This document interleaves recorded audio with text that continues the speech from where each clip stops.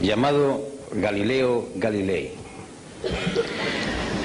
dedicado al estudio, a horas encerrado, viendo astros, sacando las conclusiones de su observación, que descubrió que la Tierra no estaba en el centro del universo, que se movía, y por tanto era el Sol el que ocupaba el centro y en torno al cual los planetas y entre ellos la Tierra giraban. Aquel descubrimiento se enfrentó a la verdad institucionalizada. El Vaticano, la Iglesia, las creencias populares del momento y la insistencia en el mantenimiento de lo que él había descubierto le costó ir a juicio.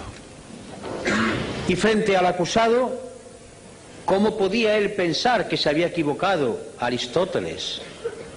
¿Cómo podía pensar él que las Sagradas Escrituras mentían? ¿Cómo podía atreverse él, un ingenuo sabio, a pensar que había descubierto algo que fuese en contra de lo que el magisterio de la Santa Madre Iglesia viene diciendo hacia siglos? Y sobre todo, ¿es que acaso el pueblo no aclamaba contra aquel que se atrevía a poner en duda la centralidad del planeta Tierra? Las presiones son tremendas. Tiene casi que abjurar. Pero en un momento, en la rebeldía última, y musitando casi con una sonrisa a lo Saramago, suave pero firme, dice en el italiano natal: "Eppur si muove", y sin embargo se mueve. Porque los cálculos matemáticos, porque las observaciones, porque el ejercicio de la razón, porque lo que sus ojos estaban viendo noche tras noche, le estaban demostrando que era la Tierra la que se movía.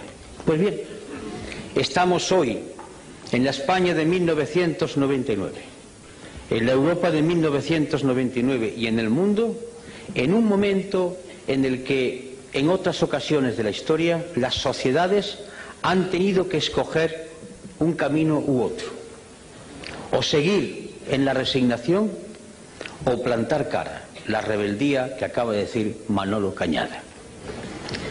La resignación es un producto que, como cualquier droga, duerme a la gente, duerme su conciencia. La resignación es como la morfina, la cocaína o la heroína. La resignación es producto de muchas causas. Yo voy a enumerar unas cuantas. La resignación es hija de ese discurso totalizador, cual si fuese una nueva religión. No hay más verdad que la competitividad. No hay más santos ni más poderes que los mercados. La economía tiene que crecer constantemente, no importa que se contaminen las aguas, que se contaminen los ríos, los mares o los aires. Competitividad, crecimiento sostenido y los mercados. Eso es lo único que importa. Su poder no puede ser contestado. Y además nos demuestra la existencia de las propias sociedades que esto es lo que produce bienestar. Y no importa que las personas de la calle vean que ese bienestar no le ha llegado al hijo o a la hija, que tiene que ir a la empresa de trabajo temporal, que le cobra el 40% de la nómina por colocarlo en una empresa. No importa que la persona que todavía tiene una pensión que no llega al salario mínimo interprofesional y está casi a la mitad, 69.000 y pico de pesetas, la mitad de eso, a veces no llega. No importa el paro de aquel que entró en los 45 años. No importa que la mujer, madre y esposa, pero que además tiene que trabajar, no cobra lo mismo, igual que el hombre, haciendo la misma tarea, violando artículos enteros de la Carta Fundacional de las Naciones Unidas y la Declaración Universal de Derechos Humanos y texto de la Constitución Española. No importa, porque le están diciendo que no hay más bien que la competitividad, lo bien que vivimos, lo bien que vamos, los datos, las cifras. No importa que la gente vea o quiera ver en su entorno y a su alrededor hechos que están contradiciendo ese mensaje, porque para que no se vea o porque para sea menos hiriente hay sucedáneos. Ahí tenéis la televisión, fútbol, mucho fútbol, más fútbol que en épocas anteriores de la historia de España. Ahí tenéis concursos degradantes que no alimentan la razón, el estudio, el análisis. Ahí tenéis la vida de los personajes populares que se diseccionan y se abren para que atisbemos como si fuéramos aves carroñeras y, olvidando el entorno que tenemos, entremos en lo que ocurre en sus alcobas.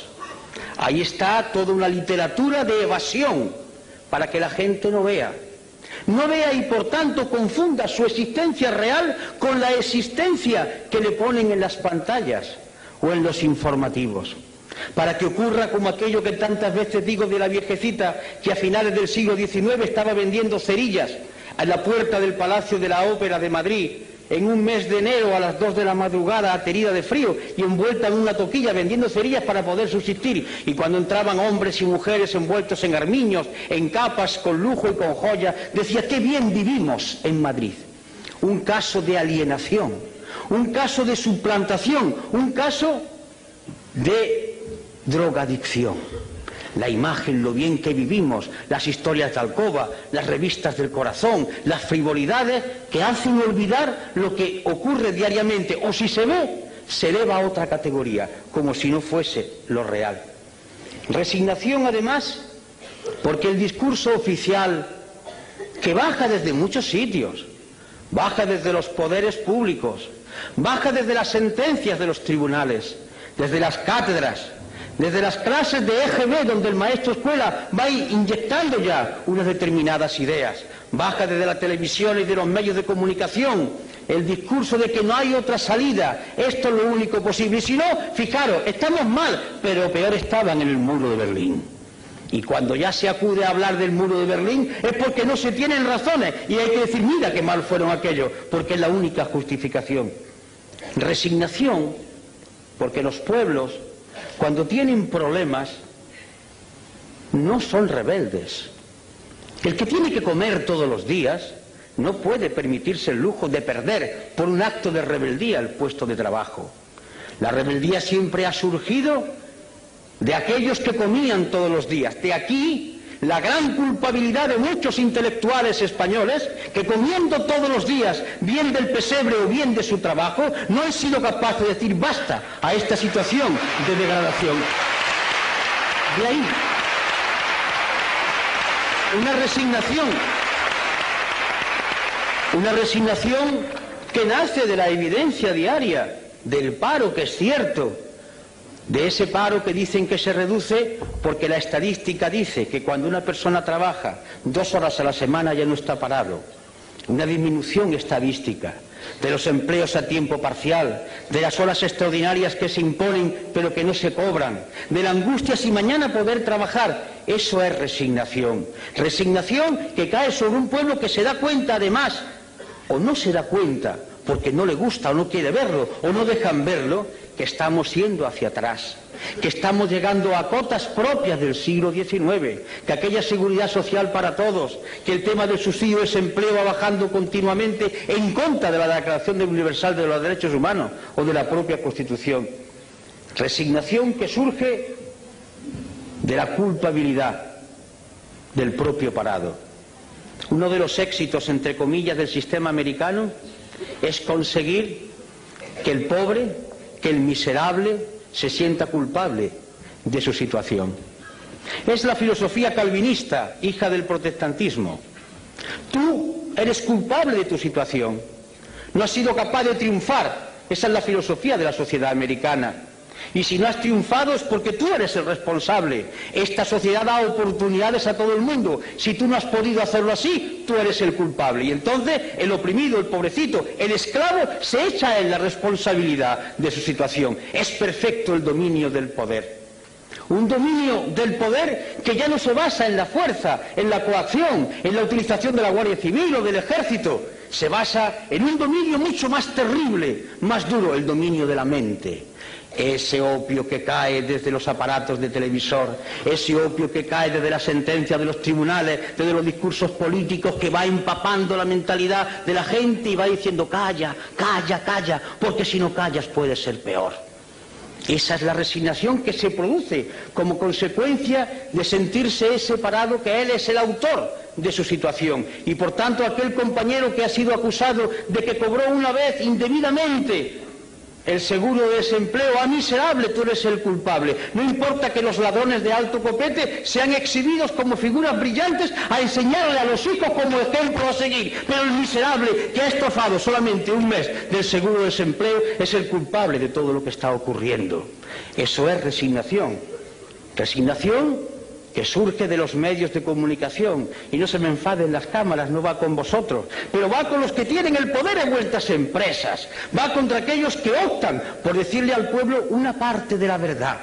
Resignación que consiste en dar un credo único, decir todos amén a la competitividad, a la moneda única, estamos mejor que nunca, amén, amén, amén. Es el coro como una letanía que va uniformando el pensamiento, que va haciendo seres totalmente iguales, como describía lo que podía ser el futuro Orwell en 1984.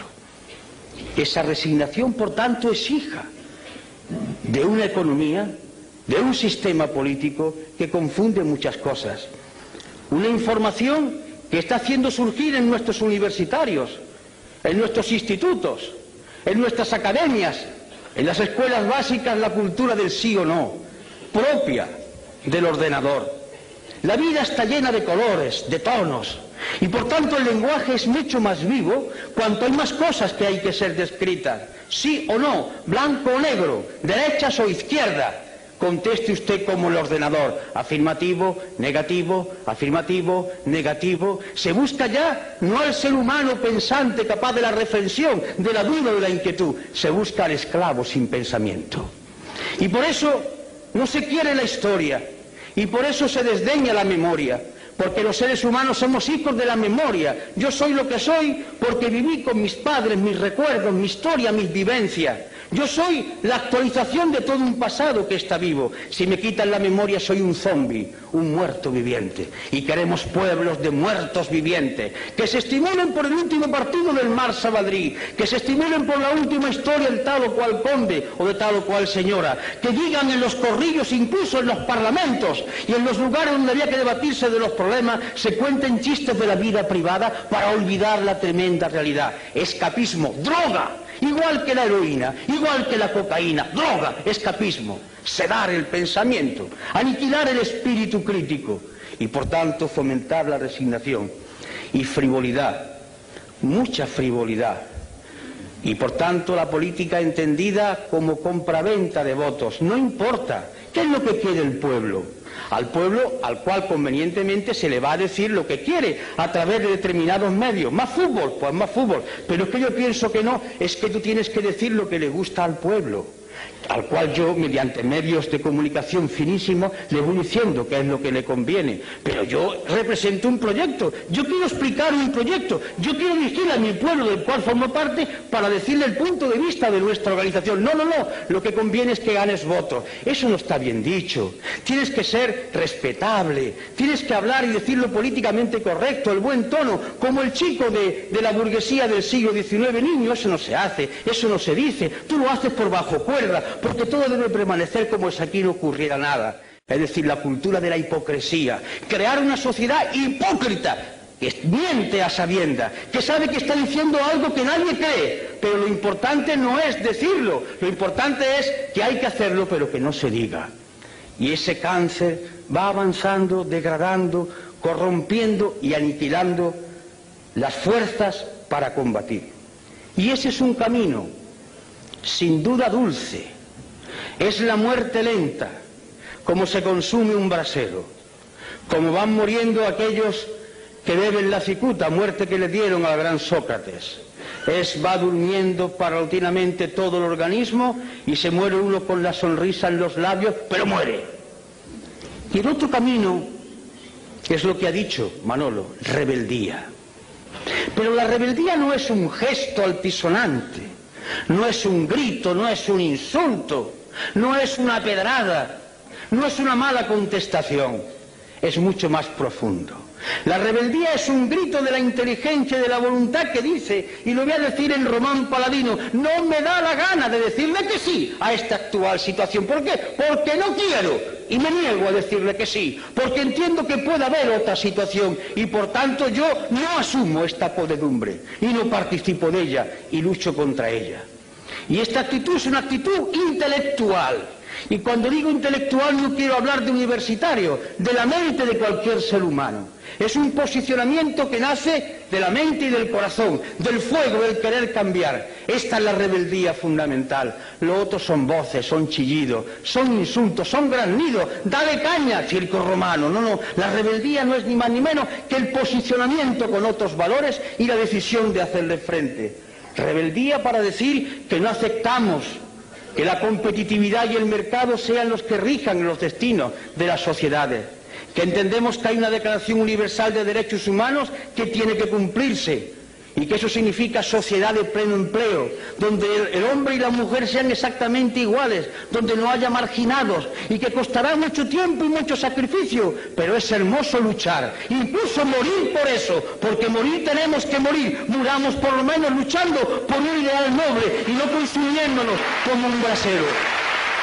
Y significa esa rebeldía fundacional en cuanto a entidad humana, significa defender con esa suave ironía, con esa tranquilidad que el maestro Saramago hace, porque es una gloria verlo contestar a los periodistas con esa suave ironía, con esa tremenda dureza de fondo, pero flexibilidad en el lenguaje.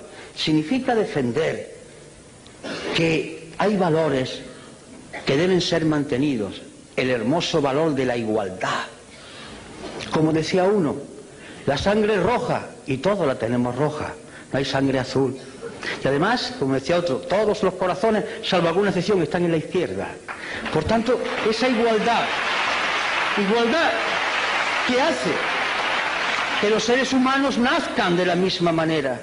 Una igualdad esencial, no igualitarismo, y por tanto dignidad de la persona por ser lo que es, persona. Y junto a la igualdad, la libertad. Pero hablar de libertad es algo muy grande, porque libertad es asumir que se tiene la conciencia libre, que no es lo mismo que libertad de conciencia.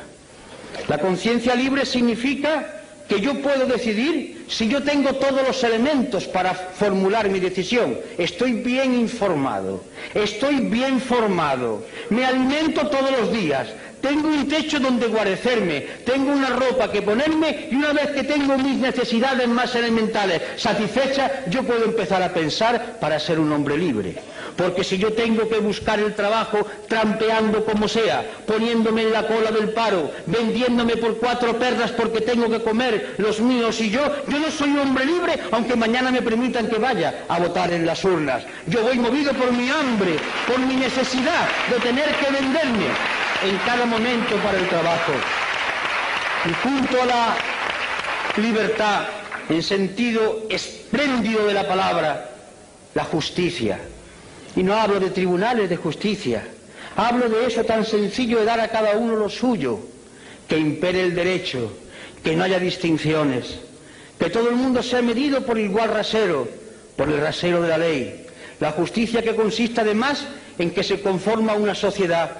La ley es la que puede hacer posible que conviva la gente en sociedad, mientras que la ley sea justa y se aplique con justicia a todos igual. Solidaridad. Es un mensaje que nos puede hermanar a todos aquellos que hablaban del internacionalismo proletario, que sigue estando vigente, aquellos que hablan de la hermandad de los seres humanos y porque hacen referencia a sus creencias basadas en la teología de liberación, a otros que hablan desde otros supuestos de liberación humana, a otras propuestas de liberación. De acuerdo, solidaridad, que consiste en afirmar tranquila y serenamente que no merece la pena luchar por banderas, que la única bandera es la moneda del planeta Tierra y la humanidad es una sola raza, una sola y única raza, y que merece la pena luchar por ella. Y esto es muy importante, informado, no porque se le den muchas noticias, hay diferencia entre la noticia y la información. La noticia es una mercancía que se da para que se consuma, la información es un dato que se da para que la gente piense y a partir de ahí extraiga sus consecuencias. Y desde la izquierda, hablar de austeridad. A mí particularmente me gusta esta palabra. La austeridad, hablar de austeridad fue la palabra que vertebró un discurso de Enrico Berlinguer. aquel secretario general del Partido Comunista Italiano que murió en la tribuna, hablando precisamente de austeridad. La austeridad en el sentido romano, mediterráneo. Austeridad no es miseria. Austeridad significa vivir dignamente, normalmente, no malgastar los recursos naturales, poseer uno cosas, sino que las cosas lo posean a uno, no ir constantemente atentando con la naturaleza en un consumismo feroz. Austeridad significa tiempo libre para discutir y dialogar con los demás, para jugar, para hacer posible el amor entre seres que se conocen, para convivir en la calle, en la plaza, en el ágora griega. Austeridad que significa que la mejor manera de vivir es tener relaciones con otros en el plano de igualdad, sintiéndose hombres y mujeres libres en una sociedad democrática. Austeridad que hace que nos miran a todos como seres humanos y no por nuestra capacidad de consumo. Yo me niego como ser humano que digan que soy un español que consume tantas salchichas o tantos coches al año. Eso no es la austeridad, eso es medir al ser humano por otro talante. Austeridad, que significa, con otra palabra, sobriedad, hablar de cosas concretas, hablar de cosas que son importantes, incluso cuando se utiliza el lenguaje para crear belleza, para hacer pensar, como nuestro premio Nobel, se utiliza el lenguaje desde la sobriedad, porque las palabras, cayendo en cascada, uniéndose, recreándose constantemente, hacen pensar, hacen concebir nuevas ideas, humanizan. Esa es la austeridad y esa es la sobriedad. Y a partir de ahí es cuando comienza el discurso y la propuesta, la sociedad de pleno empleo, el desarrollo sostenible, el reparto del trabajo, es decir, el discurso rojo, verde, violeta, el discurso de la paz. Paz. Y la paz no es la ausencia de guerra. La paz, por ejemplo, es que el día 9 estemos llenando Rota, porque quieren transformar la base militar en una superbase, violando el punto tercero de lo que acordó el pueblo español en el referéndum en 1986. La paz significa que mañana 1.200 hombres y aviones españoles que cuestan un dinero no puedan entrar en la antigua Yugoslavia, porque no han sido consultados las Cortes Generales y porque se ha violado nuevamente el artículo 62 de la Constitución. Significa, por tanto, hablar de paz, paz como justicia, como entendimiento entre seres iguales que son capaces de razonar. Y bien, los mecanismos son los de siempre. La movilización. ¿Qué es movilizar?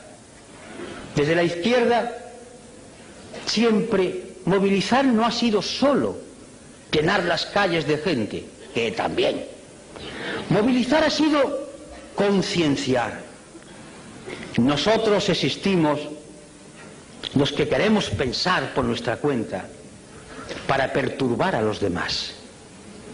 Si hay aquí algún creyente, me dirijo a él o a ella, para recordarle la frase que hoy explicaba yo en la universidad cuando una persona, un compañero que era representante, parece, de la teología de la liberación, me preguntaba, y le recordaba yo un pasaje del Evangelio de mi época pasada, soy conocedor. Decía, mirad, una de las cosas que figura en el Evangelio es cuando le preguntan a Jesús de Galilea, ¿tú qué has venido aquí a traer la paz? Dice, yo no, he venido a traer la guerra. ¿Y qué quería decir? He venido a concienciar, a perturbar. Nosotros no queremos gente tranquila, drogada, queremos gente que inquieta. Venimos a perturbar, a agitar cerebro, a mover conciencia. Existimos en la medida que movilicemos el pensamiento. Como decía en aquella iglesia que en el barrio Naranjo de Córdoba, levántate y piensa, es lo más revolucionario que he visto en mi vida, porque la rebeldía empieza aquí, en la cabeza que dice, no sirvo, no me da la gana, no quiero asumir estos valores. Movilización que significa, por tanto, ese esfuerzo por pensar y por hacer pensar. Los grandes revolucionarios de la historia, la característica fundamental fue que hicieron pensar. La revolución la hicieron las gentes, las masas, los colectivos, pero el valor de ellos es el pensamiento que pusieron en marcha, es el concepto de la movilización en torno a lo concreto y con las alianzas de todo el pueblo. Por eso hacemos llamamientos, queremos unidad, pero no para repartirse sillones, para hacer programas de transformación. ¿Qué hacemos en el pueblo? ¿Qué hacemos en la comunidad autónoma? ¿Qué hacemos en España? ¿Qué hacemos en Europa? Alianzas. Alianzas entre gentes que coinciden básicamente, parece ser, por lo menos teóricamente, en que quiere cambiar el mundo. Pongámonos de acuerdo que podemos cambiar ahora, pero cambiar un sillón por otro, eso ya no es correcto, eso lo hacen los otros, desde tiempo inmemorial. Y por último, la cultura. La palabra cultura viene de cultivo, cultivarse, hacerse ser humano cada día más. La cultura no es saber muchas cosas, la cultura es captar todo aquello que la humanidad ha ido produciendo y que nos mueve desde el arte al estremecimiento por degustar la belleza, a entender cómo la humanidad ha ido superando determinados problemas. Un hombre culto no es un hombre que esté rodeado de libros, que también puede ser.